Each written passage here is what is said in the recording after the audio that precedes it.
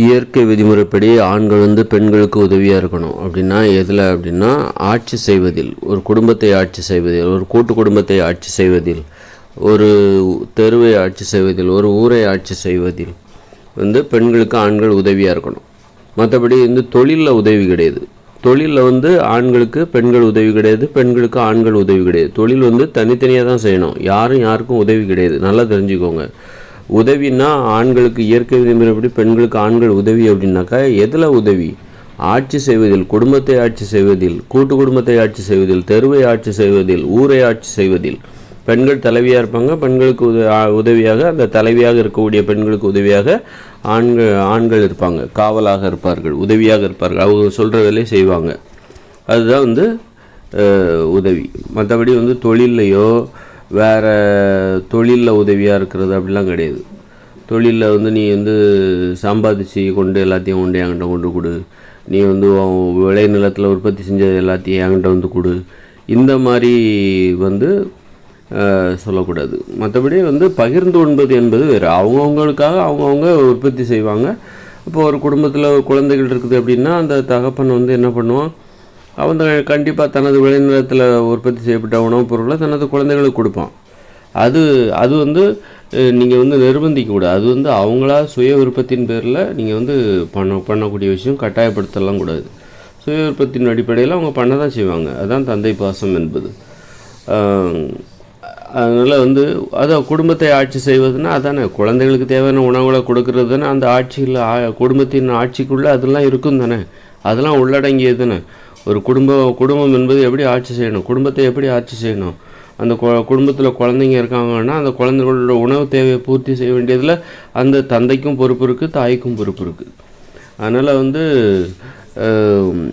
ஆனால் அது அதாவது ஒன்றா ஒரு தோட்டத்தில் கணவன் மனைவியும் உழைக்கக்கூடாது. தனித்தனியாக உழைக்க வேண்டும். தனித்தனி விளைநிலங்களில் உழைக்க வேண்டும். தந்தை தனியாக தனது விளைநிலத்தில் உழைப்பார், தாய் தனியாக தனது விளைநிலத்தில் உழைப்பார். உழைத்து உற்பத்தி செய்யப்பட்ட வந்த உணவுப் பொருட்களை வீட்டுக்கு எடுத்துகிட்டு குழந்தைகளுக்கு கொடுப்பாங்க. அவ்வளோதான். மற்றபடி ஒரு தோட்டத்தில் மனைவிக்கு உதவியாக கணவன் இருப்பான் அப்படின்ட்டு கிடையாது. அப்படி இருக்கக்கூடாது. அது உதவி கிடையாது. தொழிலில் உணவு உற்பத்தி செய்வது தான் தொழில் எனும் பொழுது அந்த தொழிலை செய்யும் பொழுது தனித்தனியாகத்தான் நின்று செய்ய வேணும்.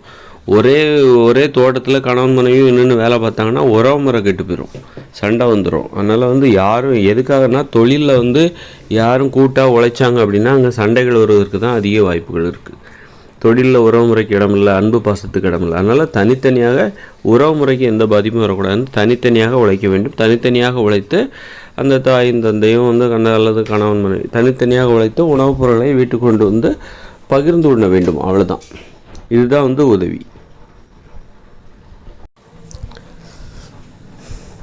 இதுதான் பெண்களுக்கு ஆண்கள் செய்கின்ற அந்த தொழில் உதவி. தொழில் மூலமாக பெண்களுக்கு ஆண்கள் செய்கின்ற உதவி அப்படின்னா பகிர்ந்து உண்பது தான். நீங்கள் உறவு முறையினாலே அந்த பகிர்ந்து உண்பது என்கிற அந்த அடிப்படையான உதவியை அடிப்படையாக கொண்டு தான் அந்த உறவு முறையே உருவாகுது.